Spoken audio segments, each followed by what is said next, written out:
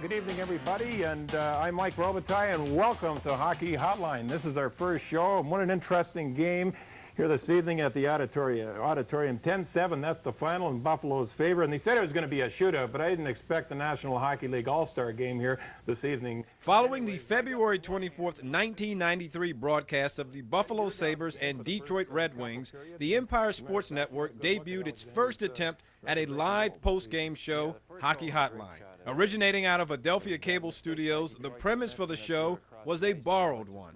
Hockey Hotline was based on a show that was done by KBL in Pittsburgh, where it combined fans, players, as well as a host, and talking about hockey, that night's game, as well as any other news or notes from the NHL. It was kind of put on my shoulders to come up with a post-game show. So I knew I wanted somebody who was very capable, who was knowledgeable about hockey, who could be colorful and candid and interesting.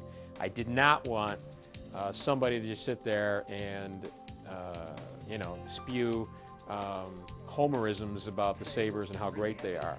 I wanted somebody that could be, critical if they had to be, but credible. I think back in, I'm going to say about 1993, I had just been fired by the Sabres. I was doing their color commentating and their intermissions and pre-game and post-game shows, a little bit of radio, a little bit of this and that, and so I found myself out in the street, and at that point in time, Bob Kaczynski suggested that we put this show together, Hockey Hotline, and see where it takes us, try it for a year, and just kind of go from there and play it by ear. With the limited resources of the then fledgling network, the show started from humble beginnings.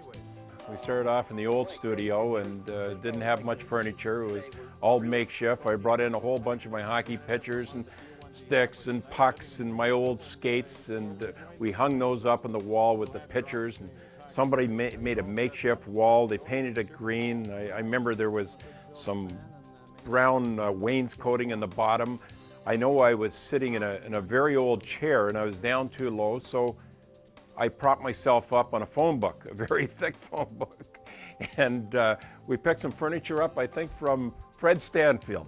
And we furnished the set, and it was just me. As the show began to amass a following, local media personalities were brought in as guests, and it was expanded to a full hour. When I think back over the years on this show, what I remember most was the night Dave Hannon scored in overtime. I think we went until about 2 or 3 o'clock in the morning. Richard Martin was my guest that night. And Richard was just coming off an operation. The guy was suffering all night long, hoping he could get in, do the show, and get out of here. And here he is. He's sitting here at 2 o'clock in the morning, and we're praying for a goal to be scored. I don't care who it is, New Jersey, Buffalo, just score, because it was like 11:30 and then 12. And then surely they'll score in the next period. They didn't. It's 12:30. Now I'm starting to get tired. Are we going to have any callers? I mean, who's going to be listening at this time of the morning? One. And then 1:50. It just went on. Finally, we went on the air. And I'm telling you, we never, as long as I can remember, we never had such a response with calls as that night. We're getting calls from bars, people going out, coming home, leaving the game. This town was absolutely bonkers. Well, if you're still with us, you're certainly a dedicated hockey fan. I hope you enjoyed the game. Of course, it just finished up 1-0 Buffalo defeating the New Jersey Devils. They moved back into New Jersey Friday night, and my guest tonight was supposed to be Richard Martin. He left at 1:30. No, he's still here. Richard, hello, are you there? Come on, let's go here. Oh, hi, Mike. How you doing? Are we on? After 4 years of early success in its original form, the show got a shot in the arm when it took on a full-time co-host.